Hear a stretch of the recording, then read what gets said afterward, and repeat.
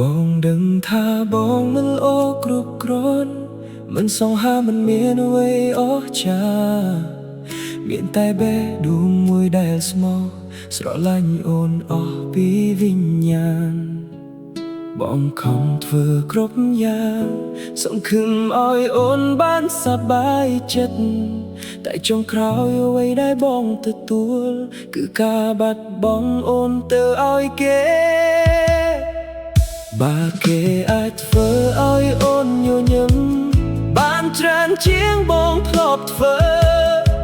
បងក៏គ្មានសិទ្ធិខត់អូនឲ្យនៅក្បែរបងទៀតដែ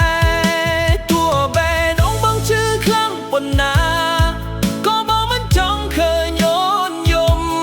ព្រោះស្នេហាពិតគឺការជូនពរឲ្យមនុស្សតែយើងស្រឡាញ់មានតែសុខស្នេហ៍គេចោះ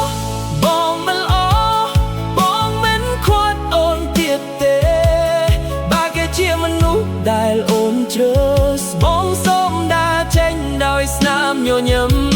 ស្នេហ៍គេចោះបងមិនល្អទឹកភ្នែកបងសូមទុកឲ្យហូរដៃម្នាក់ឯង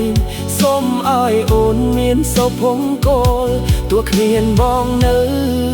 ក្នុងជីវិតអូនក៏ដោយ